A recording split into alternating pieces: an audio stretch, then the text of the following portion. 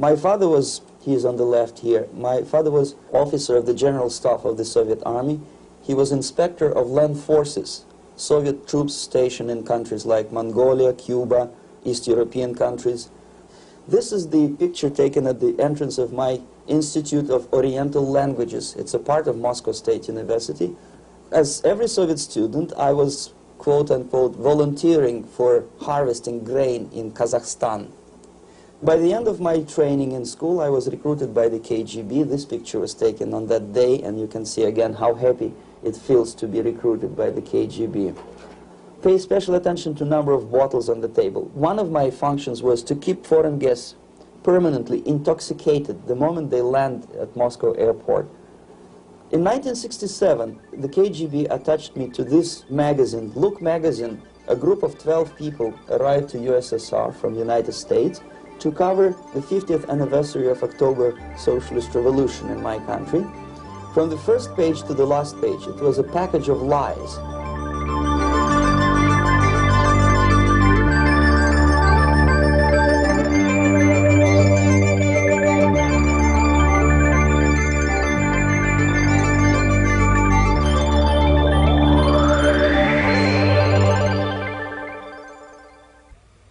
Our conversation is with Mr. Yuri Alexandrovich Bezmenov. Mr. Bezmenov was born in 1939 in a suburb of Moscow. He was the son of a high-ranking Soviet Army officer. He was educated in the elite schools inside the Soviet Union and became an expert in Indian culture and Indian languages.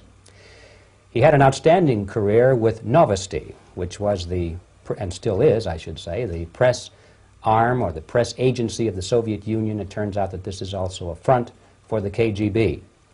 One of his interesting assignments was to brainwash foreign diplomats when they visited Moscow. And he'll tell us a little bit about how they did this and how they planted information which eventually wound up in the press of the free world. He escaped to the West in 1970 after becoming totally disgusted with the Soviet system, and he did this at great risk to his life. He certainly is one of the world's outstanding experts on the subject of Soviet propaganda and disinformation and active measures. Mr. Bezmenov, I'd like to begin by having you tell us a little bit about some of your childhood memories. Well, the most vivid memory of my childhood was Second World War, or to be more precise, the end of the Second World War, when all of a sudden United States, from a friendly nation, which helped us to defeat Nazism, turned overnight into a deadly enemy.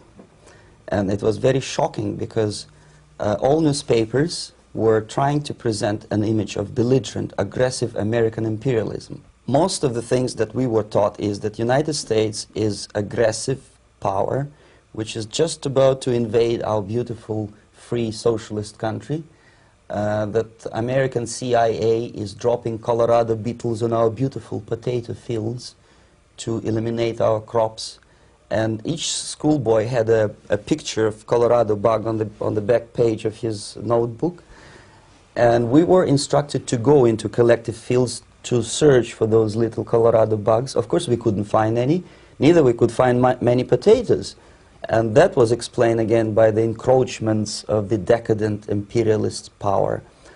The anti-American paranoia, hysteria in the Soviet propaganda was to such of such a higher degree that many less skeptical people or less stubborn would really believe that the United States is just about to invade our beautiful motherland, and some secretly hope that it will come true.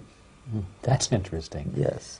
Well, getting back to life inside the Soviet Union or inside communist countries in general, in this country, at the university level primarily, we read and hear that the Soviet system is different from ours, but not that different, and that there is a convergence developing between all of the systems of the world, and that really it doesn't make an awful lot of difference what system you live under, because you have corruption and dishonesty and tyranny and all that sort of thing. From your personal experience, what is the difference between life under communism and life in the United States?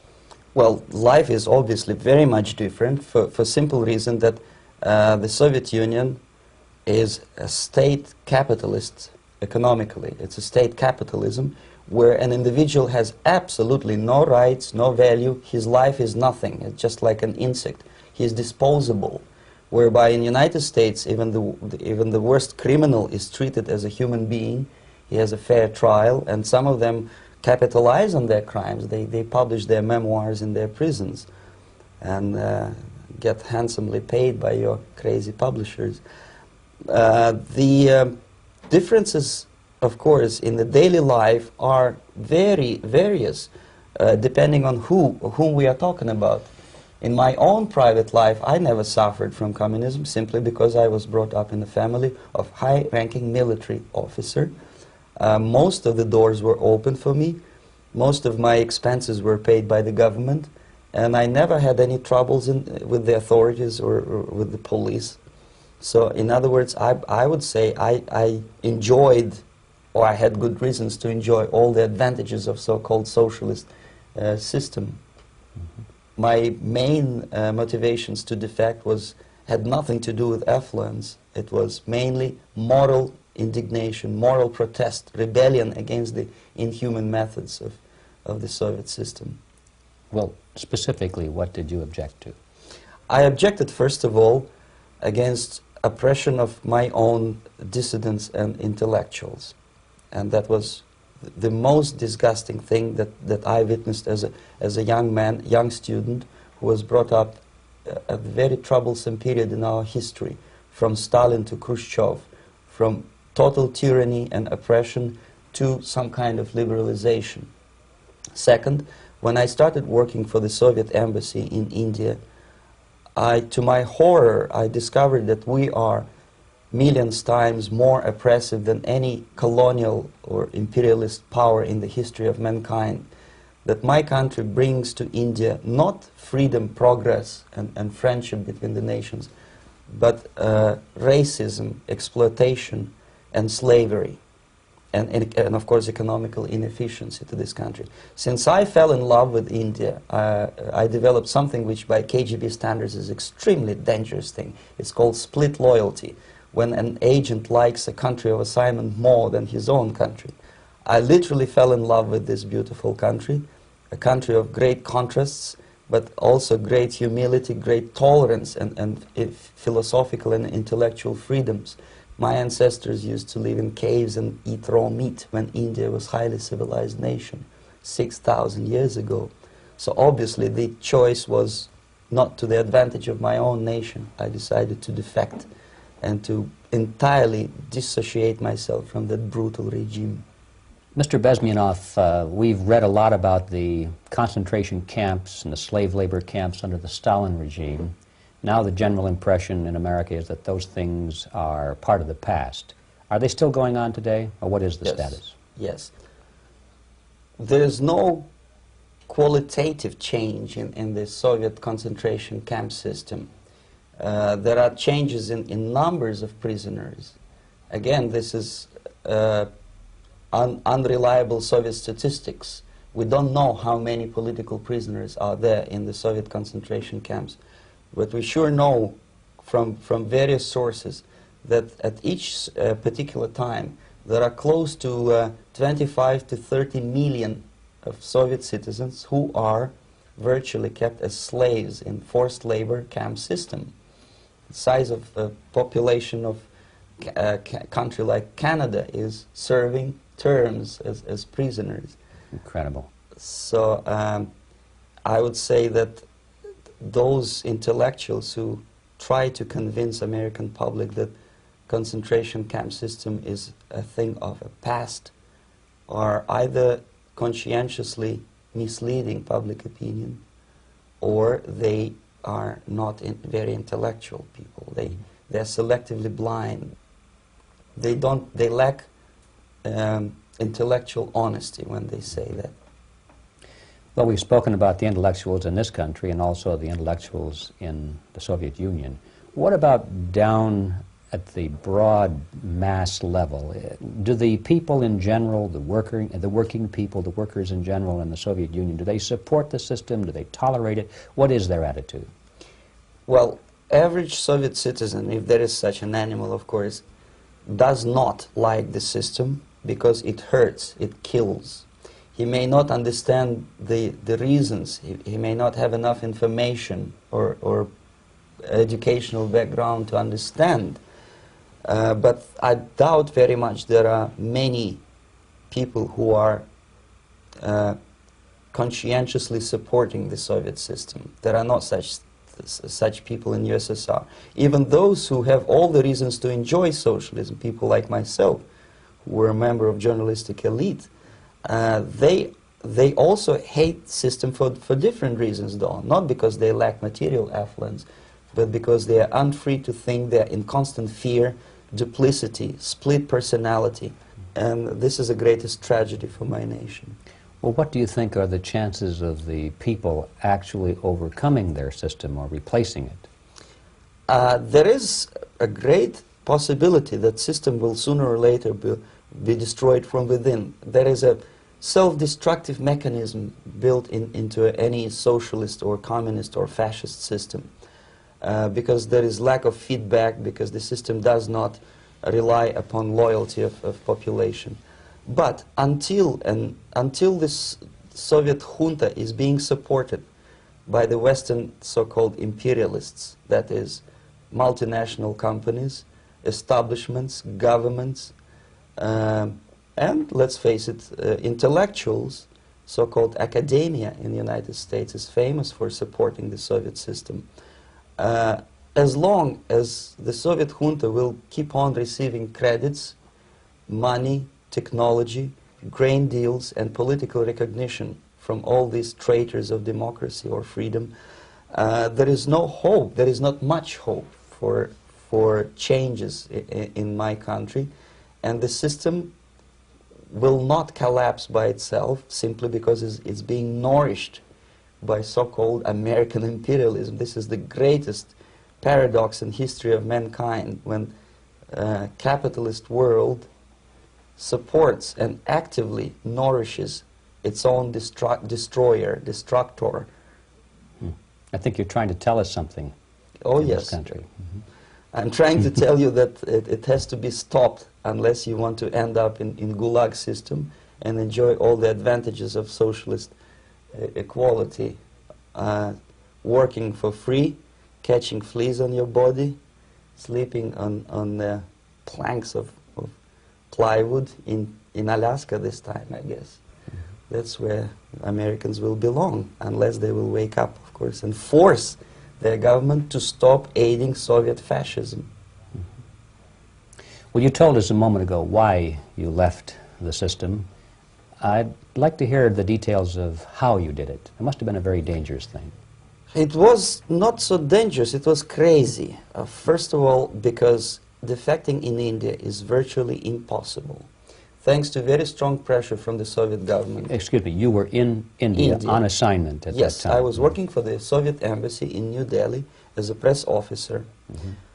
And defecting for a Soviet diplomat is next to impossible. It's a suicide, as I said, because a great friend Indira Gandhi pushed a law through parliament which says, and I quote, "No defector from any country has a right of political asylum in any embassy on the territory of Indian Republic," which is a masterpiece of hypocrisy. No other defector but the Soviet one needs a political asylum. So knowing that perfectly well, I planned a craziest possible way to defect. I studied counterculture in India. There were thousands of young American boys and girls with no shoes, long hair, smoking hash and marijuana, studying sometimes Indian philosophy, sometimes simply pretending that they studied. And they greatly annoyed Indian police, and they were laughing stock of Indians because obviously they were good-for-nothing students. I studied carefully where they congregate, what routes they travel, what language they speak, what do they smoke. And one day I simply joined a group of hippies to avoid detection of Indian police. I was dressed as a typical hippie with blue jeans, long camise shirts with all kind of nice decorations like beads, long hairs, I bought a wig because for several weeks I had to turn myself from a conservative Soviet diplomat into a very progressive American hippie. And that was the only way that I could avoid detection. It was very interesting experience, but it was necessary because from my own knowledge as a member of Soviet embassy staff, I knew that there were many cases when Soviet defectors were betrayed by Indian police, and also some Western embassies played a very dirty role in betraying the Soviet defectors.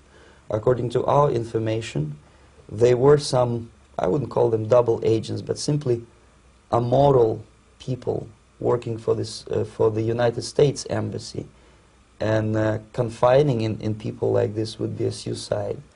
So I had to be extremely careful. I could not trust anyone, and that was the reason for such a crazy way to defect. Well, had you been caught in the act of trying to get out, what would have happened to you? Oh, most likely I would end up in concentration camp, or depending on the situation and on the whim of some bureaucrat in KGB, maybe even executed. This is normal practice, quietly, of course, not publicly. But that would be the end of my defection, of course. Well, when did you finally make it to the United States? In 1970, after about 6 months of debriefing in Athens by the CIA, and I presume FBI too, they let me go first to Germany, then to Canada. That was my decision. I had to change my identity to protect my family and my friends in USSR. And also I was a little bit paranoid, knowing that both Soviet KGB and probably some double agents within the American system may be after me. So I wanted to settle down as far away as possible. I requested CIA to give me some kind of new identity and just let me go on my own. And I settled in Canada. I was a student. I changed many professions, from farm help and laundry truck driver to language instructor and broadcaster for Canadian Broadcasting Corporations in Montreal. Well, have you had any threats on your life or any yes. unpleasant In about 5 years, KGB eventually discovered that I am working for Canadian Broadcasting. I made a very big mistake. I started working for overseas service of CBC, which is similar to Voice of America, in Russian language. And of course, monitoring service in USSR picked up every new voice.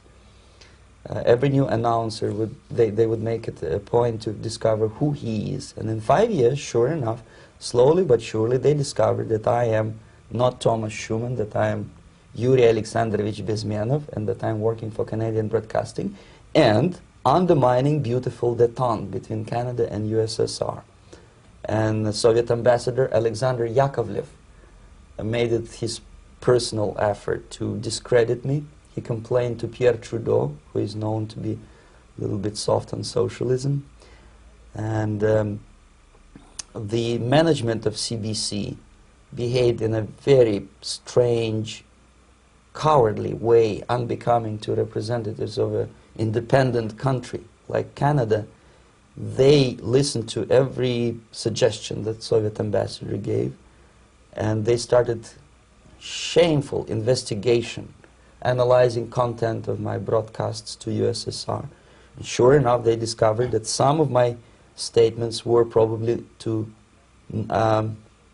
would be offending to the Soviet Politburo. So I had to leave my job. And of course, subtle intimidations. They would say something like, please cross the street carefully because, you know, traffic is very heavy in Quebec. And fortunately, I know about the psychology and the logic of activity of the KGB, and I never allowed myself to be intimidated. This is the worst thing. This is what they expect a person, a defector, to be intimidated. Once they spot that you are scared, they keep on developing that line, And then eventually you either have to give up entirely and work for them, or they neutralize you. They would definitely stop all kind of political activity, which they failed to do in my case, because I was stubbornly working for the Canadian Broadcasting. And in response to their intimidations, I said that, look, this is a free country, and I am as free as you are. And I also can drive very fast. And gun control is not yet established in Canada, so I had a couple of good shotguns in my basement. So welcome to visit me someday with your Kalashnikov's machine guns. So obviously it didn't work. Intimidation didn't work. So they tried different approach, as I described. They approach on the highest level, on the level of Canadian bureaucracy. And on that level they were successful. On that level they were successful. On individual level they failed flat.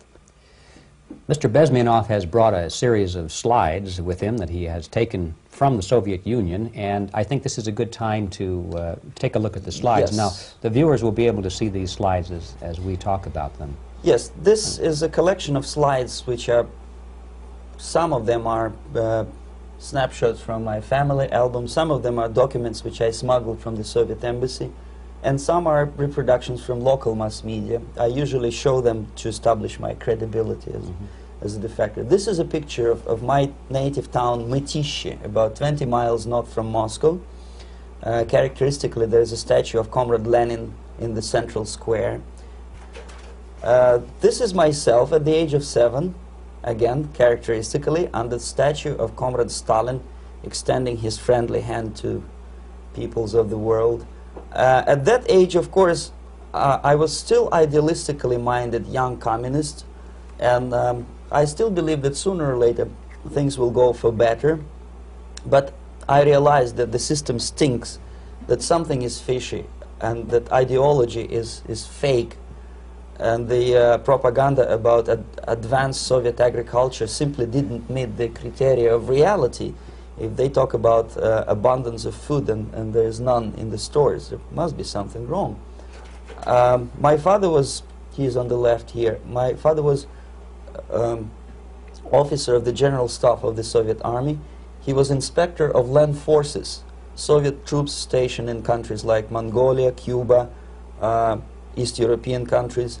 Were he alive today, most likely he would be inspecting Soviet troops in Nicaragua, Angola, and many other parts of the world. Fortunately, he died, and he didn't see the disgrace, because deep inside he was a Russian patriot. He didn't like the idea of expanding Soviet military might, especially in the areas where we were not welcomed at all. Unlike many other military officers, he was reporting directly to the Minister of Defense, bypassing KGB and diplomatic service. In other words, he was a trusted military professional. And my impression that this type of people are much less hawkish and adventuristic than party bureaucrats in Kremlin. When American mass media describes Soviet military as potentially dangerous counterpart for Pentagon, I simply laugh, because I know better. I know that the most dangerous part of the Soviet power structures are not military at all. Most likely, if they come to power in my country, they'll be more sensible negotiators for nuclear disarmament and withdrawal of the Soviet troops from many parts of the world. But if someone from the party structure or the KGB structure were to give the orders for a military intervention, they have to obey, they yes, would follow, because they are professional military. But they, you see, the triangle of power and hate in USSR is the party at the top, the party elite, the oligarchy of the party, then the military, and the KGB at the bottom. They hate each other, and the most hated triangle, the most hated corner of the triangle is the Communist Party bureaucrats. They are the most adventuristic, senile megalomaniacs. They can start war, I wouldn't be surprised. Not the military. They know what war is. Yes. At least my father did. This is the picture taken at the entrance of my Institute of Oriental Languages. It's a part of Moscow State University. I graduated in 1963. And I Now, excuse me, which one were you on? I am on the right. You're on the right. And on the left is my my schoolmate Vadim Smirnov, who later was a apparatchik in the Central Committee of the Soviet Union Communist Party. What is an apparatchik? It's a functionary, something like civil service in British Empire. Someone who is never fired from the service. He stays there internally. He may not be promoted too high, but he's a dependable bureaucrat who will stay forever. I studied not only languages, but also history, literature, even music. I'm on this picture, I'm trying to learn how to play Indian musical instrument. I even tried to look like an Indian when I was second-year student. Not bad, really. Yes, actually it was strongly encouraged by the instructors in my school, because the graduates of my school were later on employed as diplomats, foreign journalists, or spies. As every Soviet student, I was quote-unquote volunteering for harvesting grain in Kazakhstan. This is a biggest agricultural blunder of the Soviet government. But I didn't have much choice, of course, because the communist motto borrowed from the Bible says, "Those who do not work shall not eat." And you can see me eating, therefore I was working, and you can see how happy I was about it.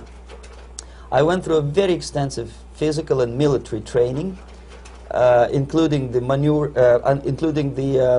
military games in areas, suburban areas of Moscow. And here, for example, we are on a tour in Arkhangelsk area. And by the end of my training in school, I was recruited by the KGB. This picture was taken on that day, and you can see again how happy it feels to be recruited by the KGB. Our conversation with Yuri Alexandrovich Bezmenov, who is a defector from the Soviet Union, a former propaganda agent for Novosti and the KGB, will continue after this message.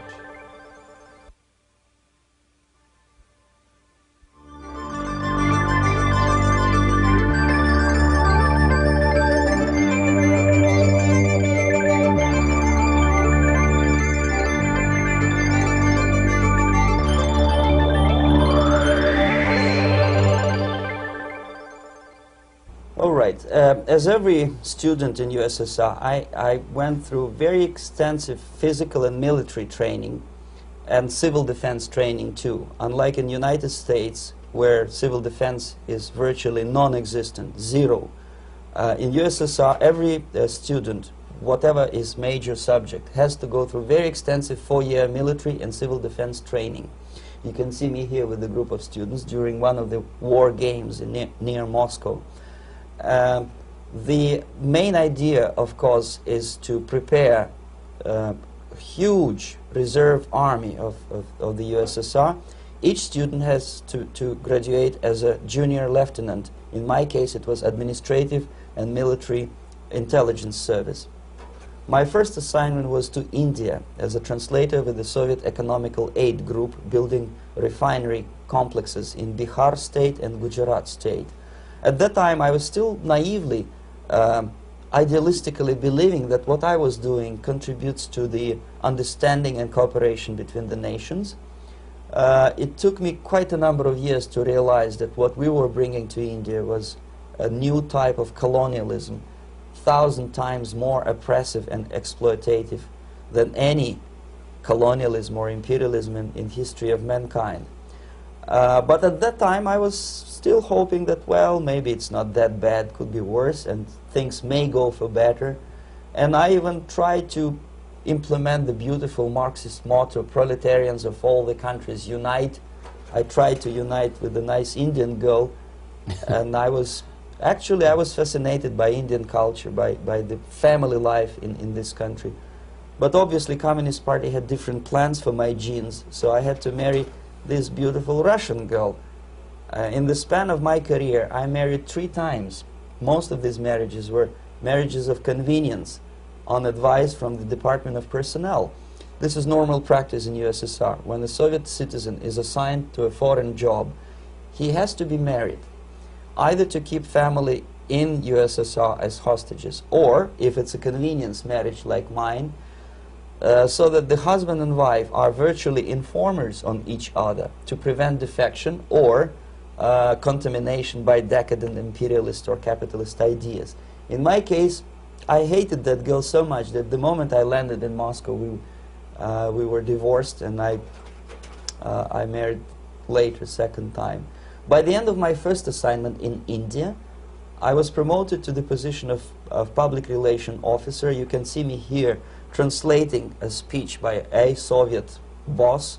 And you're on the right. I'm on the right here, yes. And it was, the occasion was commissioning of the refinery complex in Bihar, Barauni. Back in Moscow, I was immediately recruited by Novosti Press Agency, which is a propaganda and ideological subversion front for the KGB. 75% of the members of the Novosti are commissioned officers of the KGB. The other 25 are, like myself, co-opted agents who are assigned to specific operations. In this particular case, you can see me talking to students of Lumumba Friendship University in Moscow.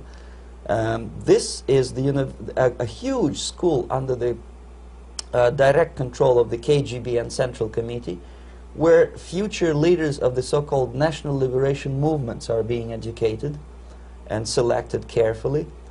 And some of them have absolutely, this, for example, is a group of students from Lumumba. They don't look like students at all. They look more like military, and that's exactly what they were. They were dispatched back to their countries to be leaders of the so-called national liberation movements, or to be translated into normal human language, leaders of international terrorist groups. Another area of activity when I was working for the Novosti was to accompany groups of so-called progressive intellectuals, writers, journalists, publishers, teachers, professors of colleges. You can see me here in Kremlin. I'm second on the left, with a group of Pakistani and Indian intellectuals. Most of them pretended they don't understand that we are actually working on behalf of the Soviet government and the KGB. They pretended that they are actually being guests, VIP intellectuals, that they are treated according to their merits and their intellectual abilities. For us, they were just a bunch of political prostitutes to be taken advantage for various propaganda operations. Therefore, you can see perfectly well the senior colleague of mine on the left doesn't really have that much respect on his face, and myself with a very skeptical smile, typical KGB sarcastic smile, anticipating another victim of ideological brainwashing. This is how a typical conference in Novosti headquarters in Moscow looked like. Sitting in the middle is Boris Burkov, the then director of Novosti Press Agency, high-ranking party bureaucrat in the Department of Propaganda. I am standing next to a famous Indian poet, Sumitranandan Pant.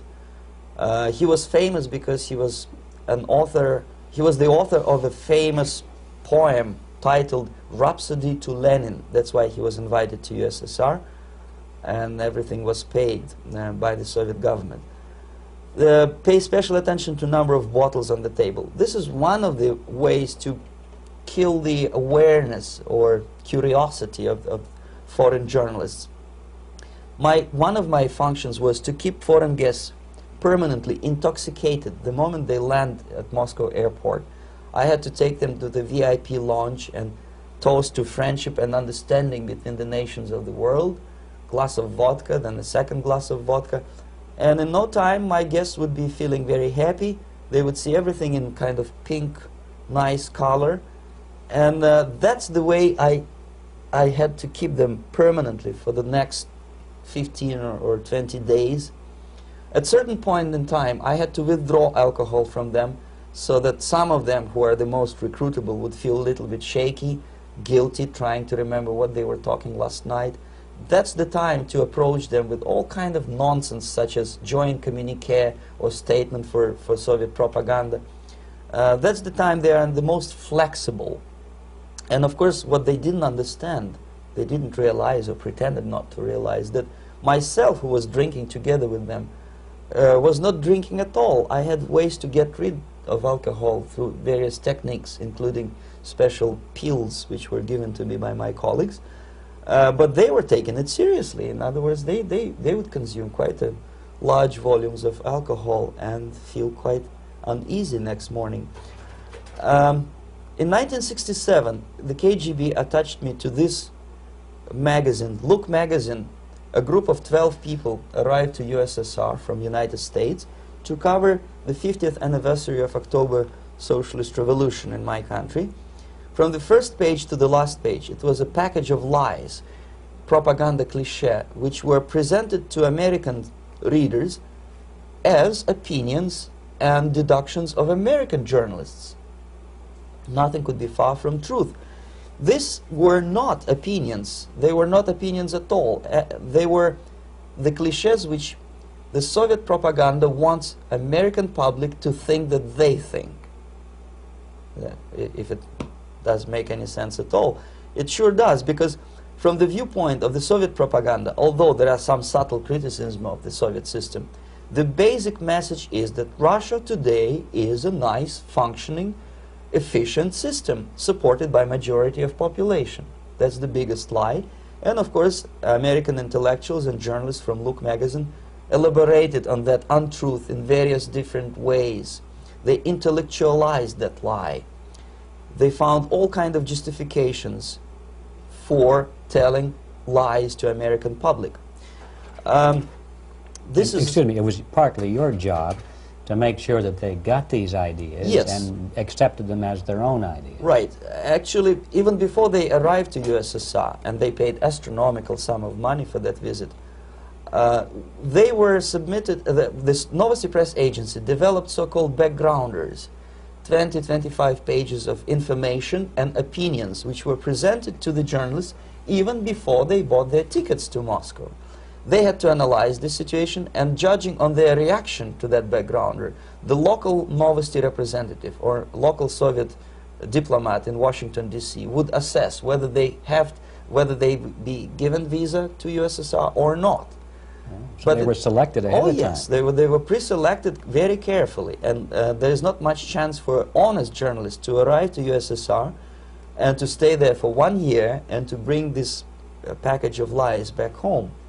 This, for example, is a centerfold of the Look magazine. They presented this monument erected by Communist Party in Stalingrad as the symbol, personification of Russian military might. And they said in the article, which is published on the site, that Soviets are very proud of the victory in the Second World War. This is another big myth, a lie. No sensible people would be proud to lose 20 millions of their countrymen in a war which was started by Genoese Hitler and Comrade Stalin and paid by American multinationals. Most of the Soviet citizens look at this type of monuments with disgust and sorrow, because every family lost father, brother, sister, or child in the Second World War. Yet American journalists who were trying to appease, to please their hosts, presented this picture on the centerfold as the symbol and personification of Soviet national, they call it Russian national spirit. And it was greatest misconception and a very tragic misunderstanding. Of course, Look magazine was not distributed in USSR. The main audience was in the United States. But I presume that many Americans, millions of Americans who were reading Look magazine at that time, had absolutely wrong idea about the sentiments of my nation, about what the Soviets are proud of and what they hate. This is a group, you see the same lady with the sword in Stalingrad. This is the group of journalists. Myself is in the center with the same devilish smile. And Mr. Philip Harrington is on the extreme left there with his camera. This is the gentleman which was so deaf or so uninterested in what I had to say to him. This is the same picture, a blow-up of the same picture. Many guests from various countries, in this particular case from Asia and Africa, were taken by me as a Novosti Press agency employee for a tour across Siberia, for example. We would show them typical kindergarten, you see, nothing special by American standards, just nice children sitting, eating their breakfast or lunch. What they could not understand, or they pretended not to understand, that this is an exemplary kindergarten. This is not the kindergarten for average person or average family in USSR. And we maintain that illusion in their minds. You can see myself under the red spot in the middle there, with the same business-like expression. I'm doing my job. That's what I'm assigned to do, and that's what I was paid to do.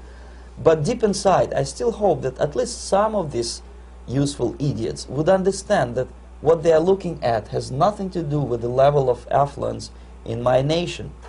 This is a better picture which reflects the true spirit of the Soviet childhood. This picture was printed in a Canadian government publication by mistake.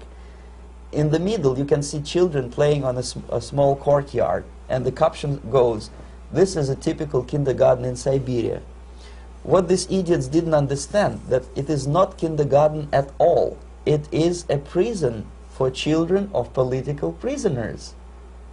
But there was not a single mentioning that what they were visiting actually was an area of concentration camps.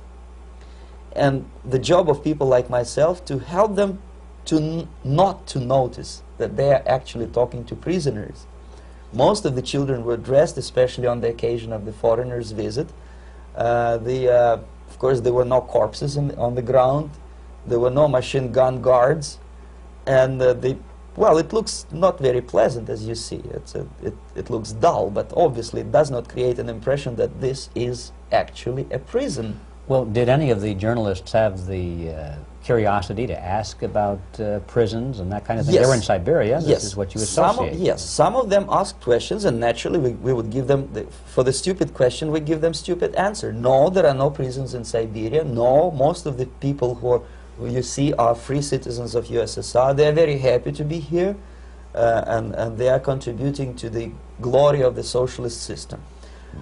Some of them pretended that they believe what I was telling them, and most of them, we may discuss it later, what are the motivations of these people? Why would they stubbornly bring lies to their own population through their own mass media? I have various answers to this. There is not a single explanation. It's a complex of explanations. It's fear, pure biological fear. They understand that they are on the territory of an enemy state, a police state. And just to save their rotten skins and their miserable jobs, their affluence back home, they would prefer to tell a lie than to ask truthful questions and report truthful information. Second, most of these schmucks were afraid to lose their jobs, because obviously if you tell truth about my country, you will not last long as a correspondent of New York Times or Los Angeles Times. They will fire you. What kind of correspondent are you? You obviously cannot find common language with Russians if they kick you out in 24 hours. So just by trying to be conformists to their own editorial bosses, they tried not to offend the sentiments of the Soviet administrators and people like myself. Deep inside, I hope they would insult my or offend my sentiments. Obviously, they preferred not to. Another reason, I refuse to believe it, but obviously there is another reason. Obviously, it's a greed. These people earn a lot of money. When they come back to USA, they claim that they are experts in my country. They write books which sells in million copies, titled like Russians, The Truth About Russia. Most of it is lie about Russia. Yet they claim to be Sovietologists. They play back myth about my country, the propaganda cliches. Yet they stubbornly resist the word of truth. If a person like Solzhenitsyn is either defecting or kicked out of USSR, they try all their best to discredit him and to discourage him. I don't have much chance to appear on national network with a true story about my country. But a useful idiot like Hendrik Smith or Robert Kaiser, they are big heroes. They come back from USSR, they say, oh, we were talking to dissidents in Russia. Big deal. Soviet dissidents are chasing American correspondents in the streets, and they are cowardly escaping from these contacts. For some strange reason, if you want to know more about Spain, you refer to Spanish writers. If you want to learn more about French, you read French writers.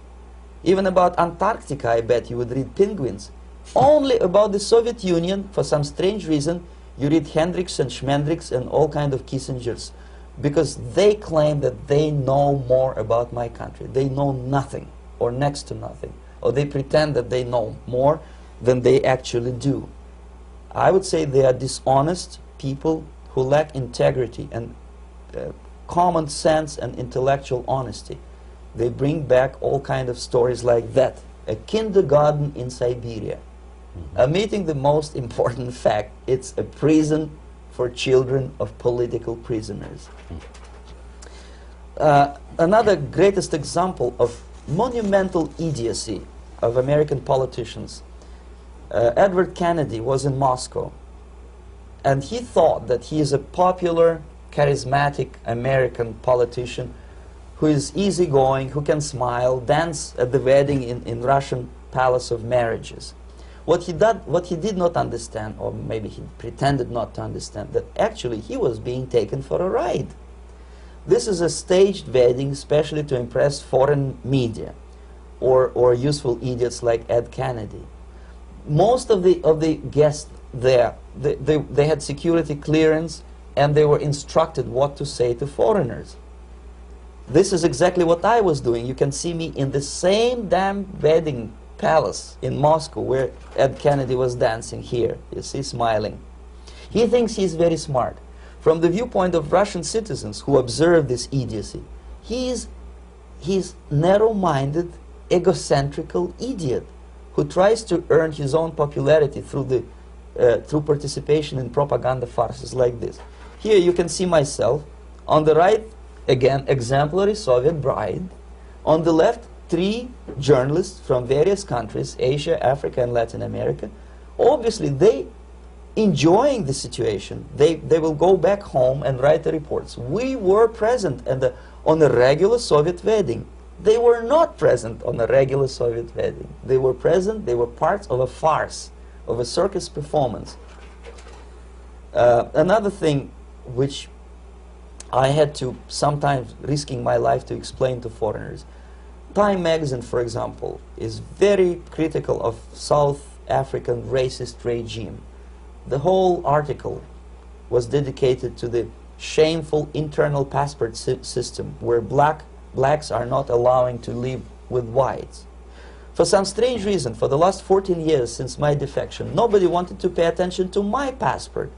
This is my passport. It also shows my nationality, and it has a police rubber stamp, which is called propiska in Russian language, which assigns me to a certain area of residence. I cannot leave that area, same way as this black man cannot leave the area in South Africa. Yet we call South African government racist regime. Not a single Jane Schmonda or Fonda is brave enough, courageous enough to come to media and say, look, this is what happens in USSR. I send a copy of my passport to many American liberals and civil rights defenders and all the other useful idiots. They never bothered to answer me back. This shows what kind of integrity, what kind of honesty these people are. They are a bunch of hypocrites because they don't want to recognize a good example of racism in my country. This is the first stage of befriending a professor. You can see myself on the left with the same James Bond smile. On the right is my KGB supervisor, Comrade Leonid Mitrokhin, and in the middle a professor of political science in Delhi University. The next stage would be to invite him to a gathering of Indo-Soviet Friendship Society. There he is sitting next to his wife before he is being sent to USSR for free trip. Everything is paid by the Soviet government. He was made to believe that he is invited to USSR because he is a talented, sober-thinking intellectual. Absolutely false. He is invited because he is a useful idiot, because he would agree and subscribe to most of the Soviet propaganda cliché.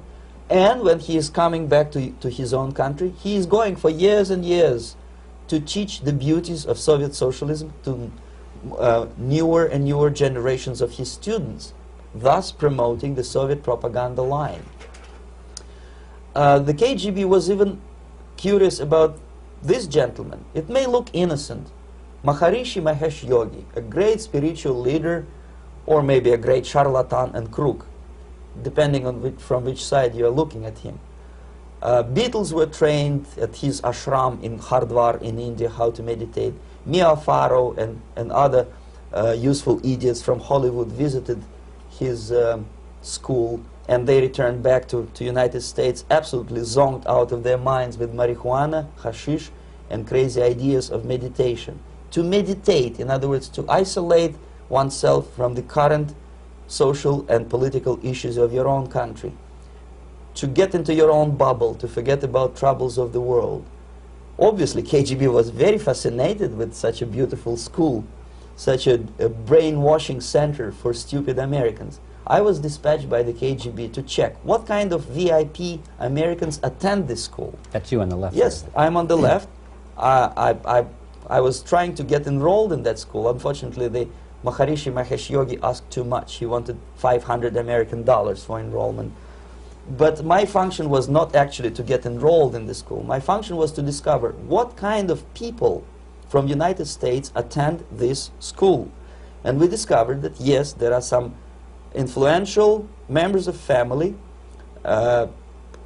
public opinion makers of United States, who come back with the crazy stories about Indian philosophy. Indians themselves look upon them as idiots, useful idiots. To say nothing about KGB, who looked at them as extremely naive, misguided people. Obviously, a VIP, say a wife of a congressman, or a prominent Hollywood personality, after being trained in that school, is much more instrumental in the hands of manipulators of public opinion and KGB than a normal person who understands, who looks through this type of fake religious training. Why would they be more susceptible to manipulation? I just mentioned that because, you see, a person who is too much involved in introspective meditation. You see, if you carefully look what Maharishi Mahesh Yogi is teaching to Americans, is that most of the problems, most of the burning issues of today can be solved simply by meditating. Don't rock the boat. Don't get involved. Just sit down, look at your navel, and meditate. And the things, due to some strange logic, due to cosmic vibration, will settle down by themselves.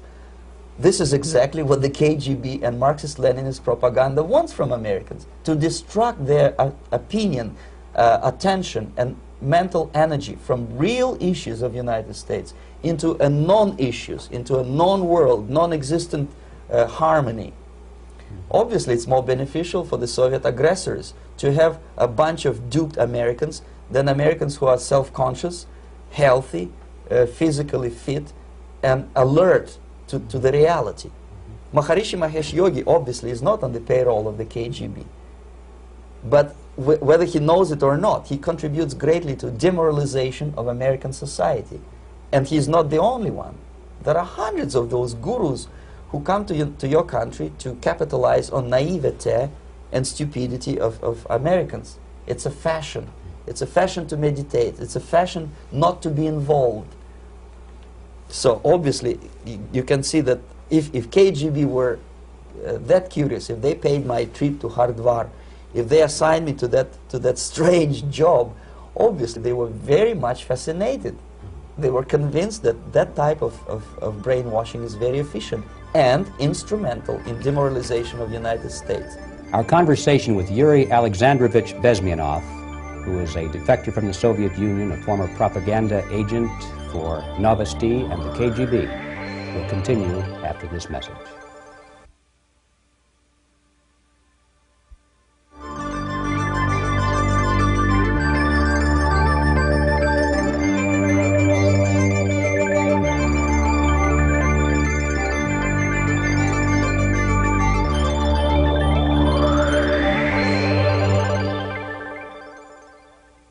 This picture shows the part of the building of USSR embassy, and my supervisors. On the left is Comrade Mehdi, an Indian communist, and on the right, Comrade Mitrokhin, my supervisors in the secret department of research and counter-propaganda.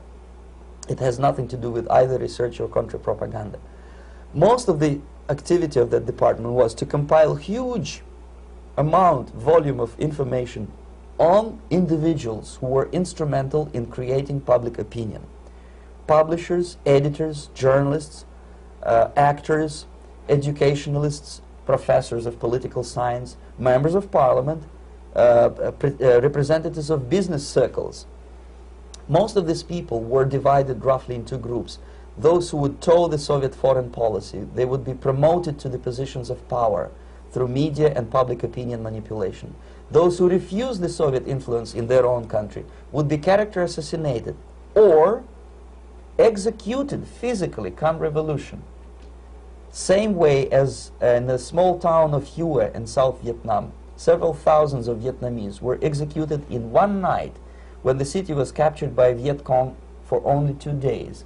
And American CIA could never figure out how could possibly communists know each individual, where he lives, where to get him, and would be arrested in one night, basically in some 4 hours before dawn, put on a van, taken out of the city limits and shot. The answer is very simple. Long before communists occupied the city, there was extensive network of informers, local Vietnamese citizens, who knew absolutely everything about people who are instrumental in public opinion, including barbers and taxi drivers. Everyone who was sympathetic to the United States was executed. Same thing was done under the guidance of the Soviet embassy in Hanoi, and same thing I was doing in New Delhi. To my horror, I discovered that in the files where people were doomed to execution, there were names of pro-Soviet journalists with whom I was personally friendly. Pro-Soviet? Yes. They were idealistically minded leftists who made several visits to USSR, and yet the KGB decided that come revolution or drastic changes in political structure of India, they will have to go. Why is that? Because they know too much. Simply because, you see, the useful idiots, the leftists who are idealistically believing in the beauty of Soviet socialist or communist or whatever system, when they get disillusioned, they become the worst enemies. That's why my KGB instructors specifically made a point, never bother with leftists. Forget about these political prostitutes. Aim higher. This was my instruction. Try to get into large circulation, established conservative media. Rich, filthy rich movie makers, intellectuals, so-called academic circles. Cynical, egocentric people who can look into your eyes with angelic expression and tell you a lie. These are the most recruitable people, people who lack moral principles, who are either too greedy or too suffer from self-importance. They feel that they matter a lot. These are the people who KGB wanted very much to recruit. But to eliminate the others, to execute the others, don't they serve some purpose? Wouldn't they be the ones they rely on? They serve purpose only at the stage of destabilization of a nation. For example, your leftists in United States, all these professors and all these beautiful civil rights defenders, they are instrumental in the process of the subversion only to destabilize the nation. When their job is completed, they are not needed anymore. They know too much. Some of them, when they get disillusioned, when they see that Marxist-Leninists come to power, obviously they get offended. They think that they will come to power. That will never happen, of course. They will be lined up against the wall and shot. But they may turn into the most bitter enemies of Marxist-Leninists when they come to power. And that's what happened in Nicaragua. You remember most of these former Marxist-Leninists were either put to prison or one of them split, and now he's working against Sandinistas. It happened in Grenada when Maurice Bishop was already a Marxist. He was executed by a new Marxist who was more Marxist than this Marxist. Same happened in Afghanistan when first there was Taraki, he was killed by Amin, then Amin was killed by Babrak Karmal with the help of KGB. Same happened in Bangladesh when Mujibur Rahman, very pro-Soviet leftist, was assassinated by his own Marxist-Leninist military comrades. It's the same pattern everywhere. The moment they serve their purpose, all the useful idiots are either be executed entirely, all the idealistically minded Marxists, or exiled, or put in prisons, like in Cuba. Many former Marxists are in Cuba, in prison. So most of the Indians who were cooperating with the Soviets, especially with our Department of Information of the USSR Embassy, were listed for execution. And when I discovered that fact, of course I was sick. I was mentally and physically sick. I thought that I'm going to explode one day during the briefing at the ambassador's office. I would stand up and say something that we are basically a bunch of murderers. That's what we are. It has nothing to do with friendship and understanding between the nation and blah, blah, blah. We are murderers. We behave as a bunch of thugs in a country which is hospitable to us, a country which with ancient traditions. But I did not defect. I tried to get the message across. To my horror, nobody wanted even to listen, least of all to believe what I had to say.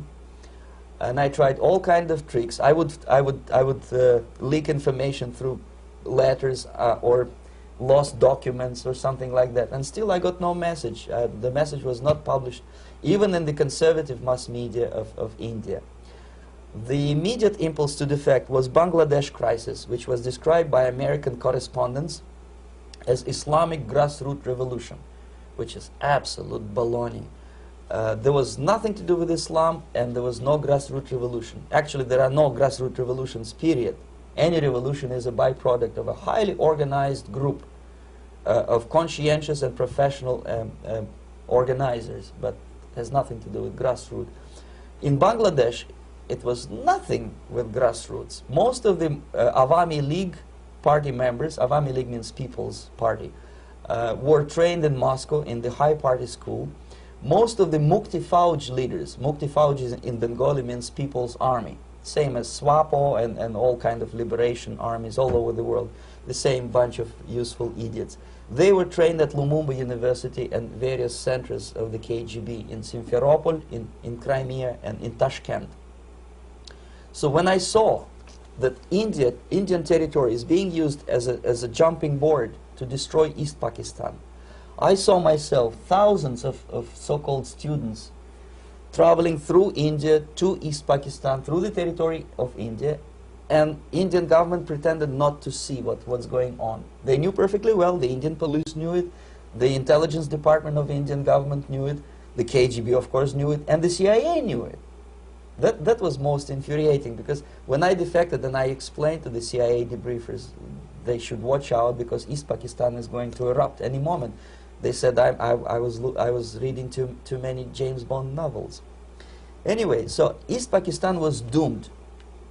One of my colleagues in the Soviet consulate in Calcutta, when he was dead drunk, he ventured into the basement to relieve himself, and he found big boxes which said printed matter to Dhaka University.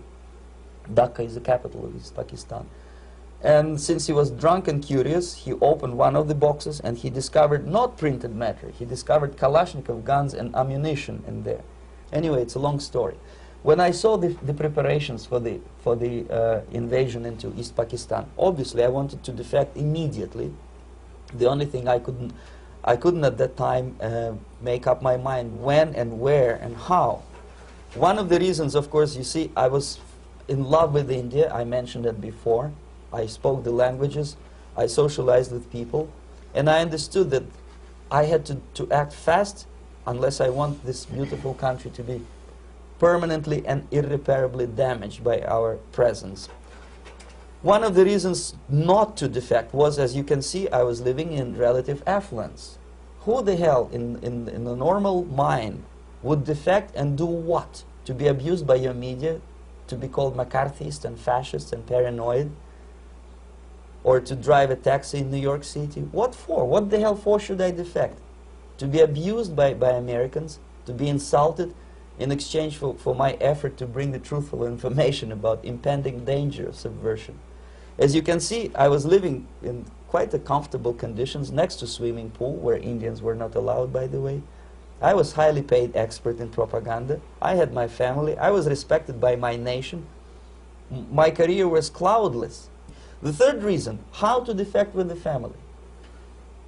To defect with the baby and the wife would be virtual suicide, because according to law, that hypocritical law which I quoted before, the Indian police will have to hand me over back to the KGB, and that will be the end of my defection and probably my life. Again, I cannot smuggle my wife because she was not quite sure what I was doing. She was not that idealistically involved, and she was definitely not in the total picture of what I was doing for the KGB. She would be shocked if I you know, put her in my van and drive her to the American embassy or elsewhere. That would be a greatest danger. So again, I had to defect in such a way that my defection would look as simple disappearance. And there were many cases like that when the Soviet agents simply disappeared, either killed in action or, thanks to their curiosity and their close contacts with radicals, some of them were killed by the Marxists, by the way. It happened in many African countries when the Soviet KGB were killed by Africans themselves. Not because they hated Marxism-Leninism, but because they were simply trigger-happy bunch of unruly characters. If you give them a machine gun, they will shoot. And some of the Soviets obviously were not careful enough to protect themselves, and they got into embarrassing situations when they were shot at the crossfire between factions of so-called liberation movements. Anyway, so I decided, as I said, to study the counterculture. I decided this probably would be the best way to disappear. I socialized with characters like this. On the left, you see, he's a barefoot American hippie. It took me quite a long time to study exactly what they were doing and how to mix with them. But eventually I did it. Most of Indian newspapers carried my picture and promise of 2,000 rupees for information about my whereabouts. But they were looking for the wrong person, because they obviously tried to stop a young Soviet diplomat in white shirt and tie, and this is how I looked at the time of defection. Nobody could possibly think that a Soviet diplomat would be as crazy as to join a bunch of hippies. That's you. Yes, travel India and smoke hash. So I made it literally almost like a Hollywood-style detective story. From under the nose of the KGB in Bombay airport, I landed the plane and I flew to Greece, where I was debriefed by the CIA. That's basically that's all for my slides. We can turn off the projector, then. That's very interesting. Well, you spoke several times before about ideological subversion. That is a phrase that I'm afraid some Americans don't fully understand. When the Soviets use the phrase ideological subversion, what do they mean by it? Ideological subversion is the process which is legitimate, overt, and open. You can see it with your own eyes. All you have to do, all American mass media has to do, is to unplug their bananas from their ears, open up their eyes, and they can see it. There is no mystery. There is nothing to do with espionage. I know that espionage intelligence gathering looks more romantic. It sells more deodorants through the advertising, probably. That's why your Hollywood producers are so crazy about James Bond type of thrillers. But in reality, the main emphasis of the KGB is not in the area of intelligence at all. According to my opinion and opinion of many defectors of my caliber, only about 15% of time, money, and manpower is spent on espionage as such. The other 85% is a slow process which we call either ideological subversion or active measures, активные мероприятия in the language of the KGB, or psychological warfare. What it basically means is to change the perception of reality of every American to such an extent that despite of the abundance of information, no one is able to come to sensible conclusions in the interests of defending themselves, their families, their community, and their country. It's a great brainwashing process which goes very slow, and it's divided in 4 basic stages. The first one being demoralization. It takes from 15 to 20 years to demoralize a nation. Why that many years?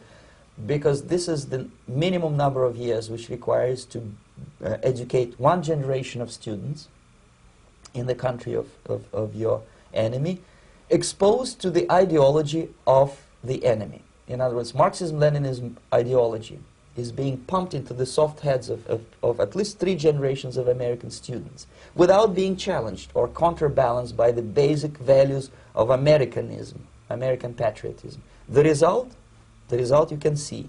Most of the people who graduated in the 60s, dropouts or half-baked intellectuals, are now occupying the positions of power in the government, civil service, business, mass media, educational system.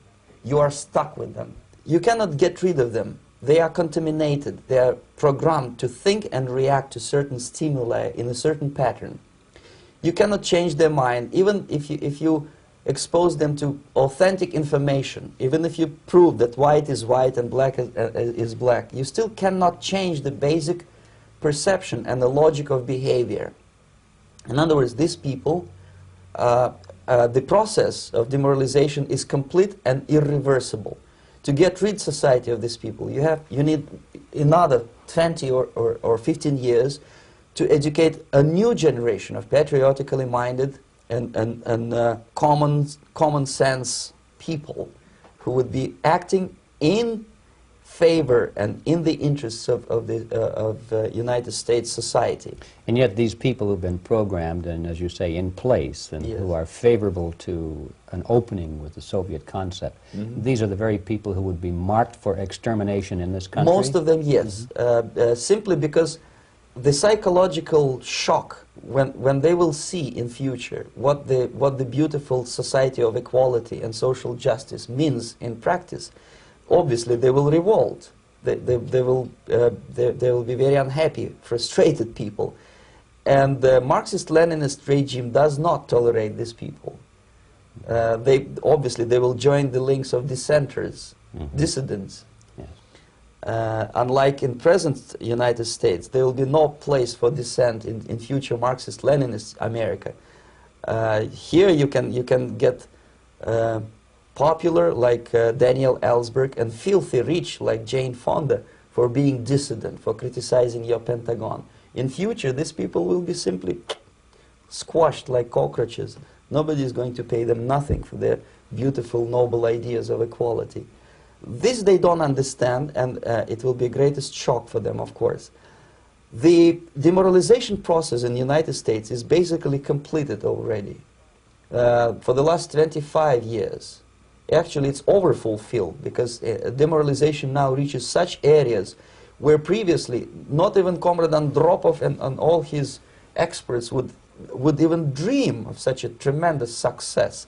Most of it is done by Americans to Americans, thanks to lack of moral standards. As I mentioned before, exposure to true information does not matter anymore. A person who was demoralized is unable to assess true information. The facts tell nothing to him. Even if I shower him with information, with authentic proof, with documents, with pictures, even if I take him by force to the Soviet Union and show him concentration camp, he will refuse to believe it until he is going to receive a kick in his fat bottom. When a military boot crashes his balls, then he will understand, but not before that. That's the tragic of the situation of demoralization. So basically America is stuck with demoralization, and unless, even if you start right now, here, this minute, you start educating new generation of Americans, it will still take you 15 to 20 years to turn the tide of ideological perception of reality back to normalcy and patriotism. The next stage is destabilization. This time, subverter does not care about your ideas and the patterns of your consumption. Whether you eat junk food and get fat and flabby, it doesn't matter anymore. This time, and it takes only from 2 to 5 years to destabilize a nation, what matters is essentials: economy, foreign relations, defense systems. And you can see it quite clearly that in some areas, in such sensitive areas as defense and economy, the influence of Marxist-Leninist ideas in the United States is absolutely fantastic. I could never believe it 14 years ago when I landed in this part of the world, that the process will go that fast. The next stage, of course, is crisis. It may take only up to 6 weeks to bring a country to the verge of crisis. You can see it in Central America now. And after crisis, with a violent change of power, structure, and economy, you have so-called the period of normalization. It may last indefinitely. Normalization is a cynical expression borrowed from Soviet propaganda. When the Soviet tanks moved into Czechoslovakia in '68, Comrade Brezhnev said, "Now the situation in brotherly Czechoslovakia is normalized."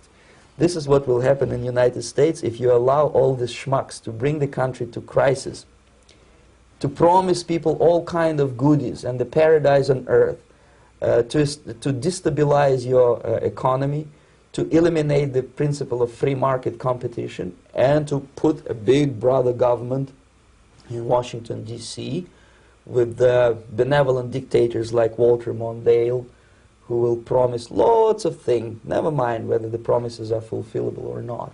He will go to Moscow to kiss the bottoms of new generation of Soviet assassins, never mind. He will create false illusions that the situation is under control. Situation is not under control. Situation is disgustingly out of control.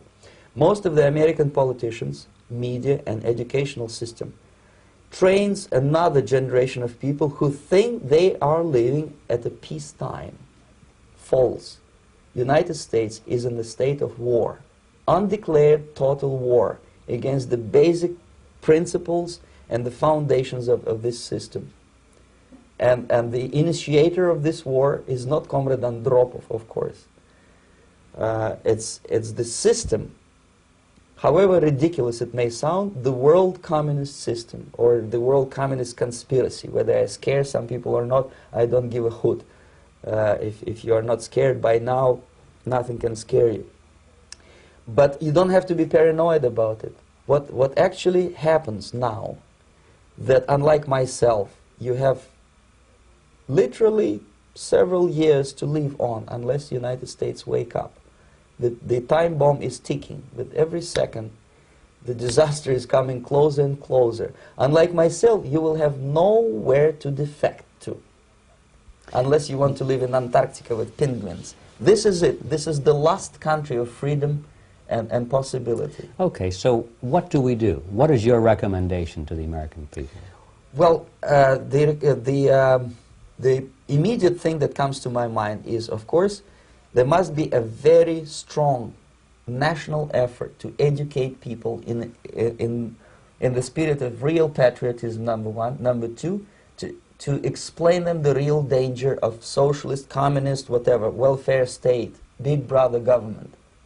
If people will fail to grasp the impending danger of that development, nothing ever can help United States. You may kiss goodbye to your freedom, including freedoms to homosexuals, to prison inmate. All these freedoms will vanish, evaporate in 5 seconds, including your precious lives.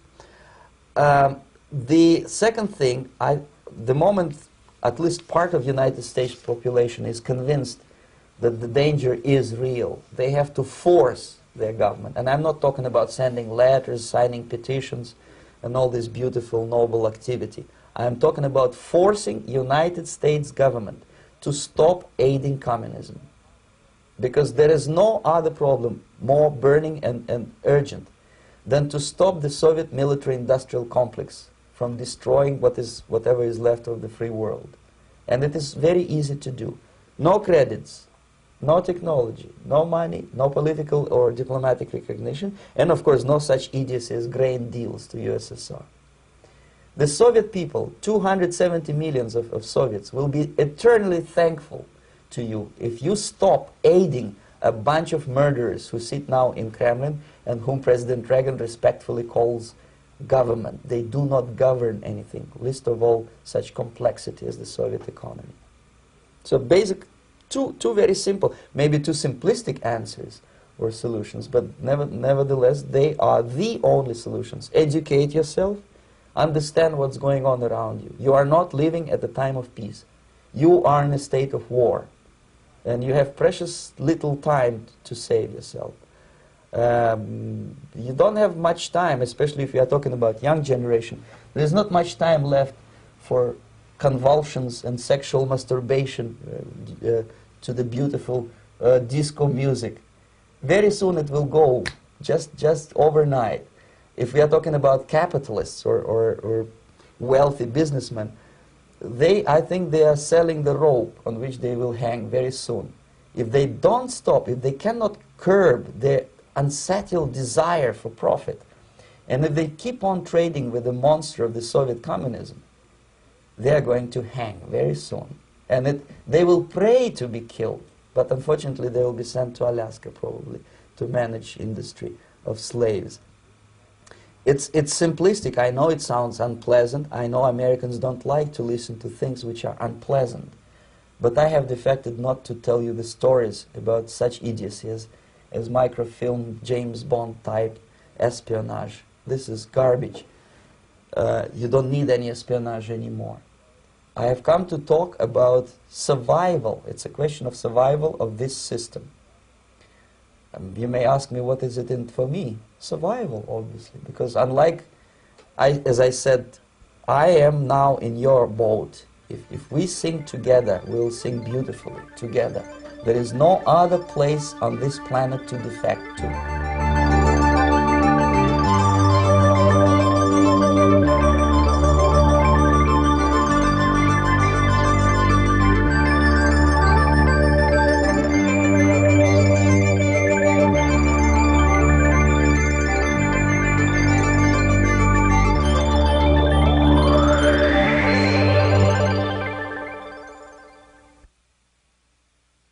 Prisons and get handsomely paid by your crazy publishers.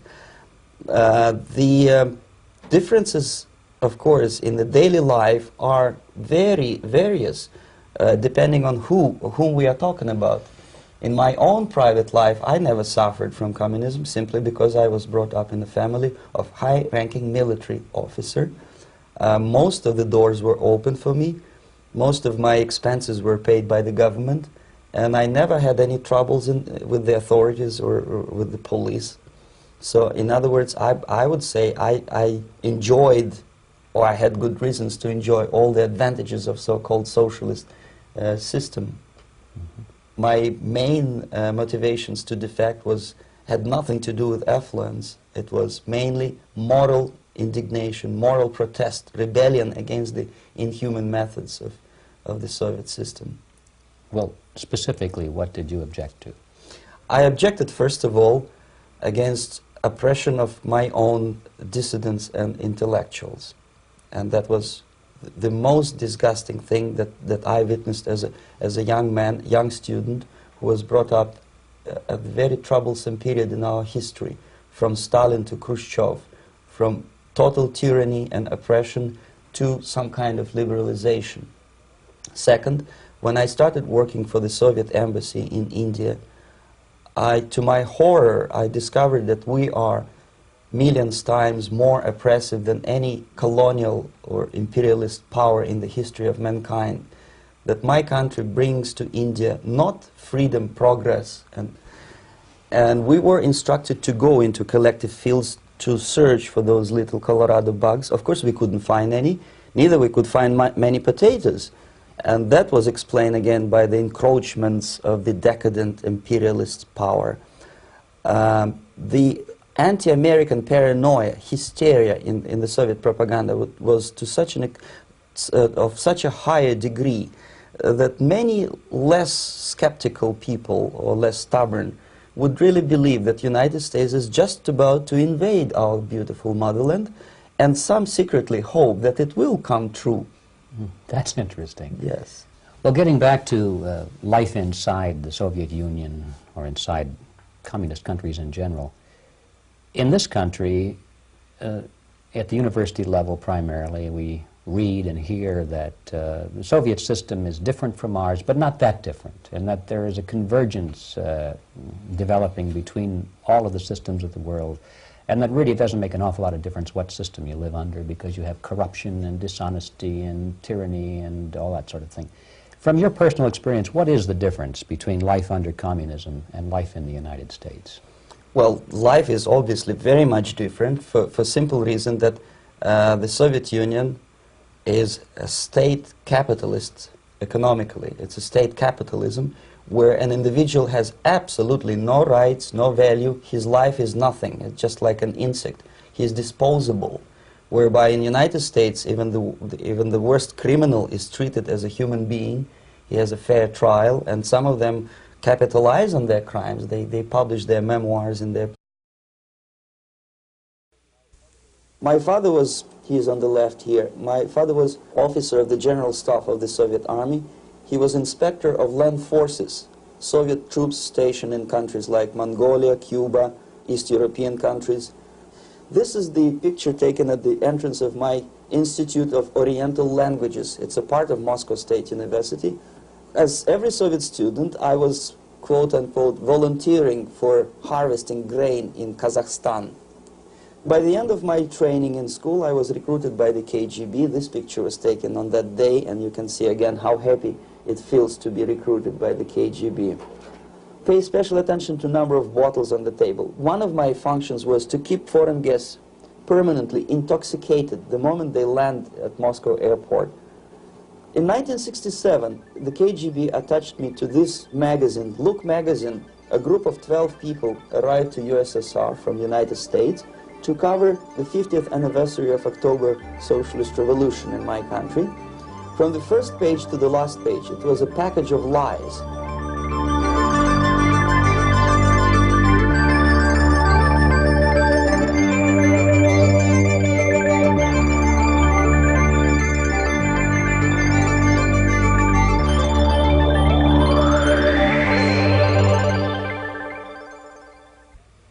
Our conversation is with Mr. Yuri Alexandrovich Bezmenov. Mr. Bezmenov was born in 1939 in a suburb of Moscow. He was the son of a high-ranking Soviet Army officer. He was educated in the elite schools inside the Soviet Union and friendship between the nations, but racism, exploitation, and slavery. And of course economical inefficiency to this country. Since I fell in love with India, I developed something which by KGB standards is extremely dangerous thing. It's called split loyalty, when an agent likes a country of assignment more than his own country. I literally fell in love with this beautiful country, a country of great contrasts, but also great humility, great tolerance, and philosophical and intellectual freedoms. My ancestors used to live in caves and eat raw meat when India was a highly civilized nation 6,000 years ago. So obviously the choice was not to the advantage of my own nation. I decided to defect and to entirely dissociate myself from that brutal regime. Mr. Bezmenov, we've read a lot about the concentration camps and the slave labor camps under the Stalin regime. Now the general impression in America is that those things are part of the past. Are they still going on today, or what is the status? Yes. There is no qualitative change in the Soviet concentration camp system. There are changes in numbers of prisoners. Again, this is unreliable Soviet statistics. We don't know how many political prisoners are there in the Soviet concentration camps. But we sure know from various sources that at each particular time there are close to 25 to 30 million of Soviet citizens who are virtually kept as slaves in forced labor camp system. He became an expert in Indian culture and Indian languages. He had an outstanding career with Novosti, which was the, and still is, I should say, the press arm or the press agency of the Soviet Union. It turns out that this is also a front for the KGB. One of his interesting assignments was to brainwash foreign diplomats when they visited Moscow. And he'll tell us a little bit about how they did this and how they planted information which eventually wound up in the press of the free world. He escaped to the West in 1970 after becoming totally disgusted with the Soviet system, and he did this at great risk to his life. He certainly is one of the world's outstanding experts on the subject of Soviet propaganda and disinformation and active measures. Mr. Bezmenov, I'd like to begin by having you tell us a little bit about some of your childhood memories. Well, the most vivid memory of my childhood was Second World War, or to be more precise, the end of the Second World War, when all of a sudden United States, from a friendly nation, which helped us to defeat Nazism, turned overnight into a deadly enemy. And it was very shocking because all newspapers were trying to present an image of belligerent, aggressive American imperialism. Most of the things that we were taught is that United States is aggressive power, which is just about to invade our beautiful, free, socialist country, that American CIA is dropping Colorado beetles on our beautiful potato fields to eliminate our crops. And each schoolboy had a picture of Colorado bug on the back page of his notebook.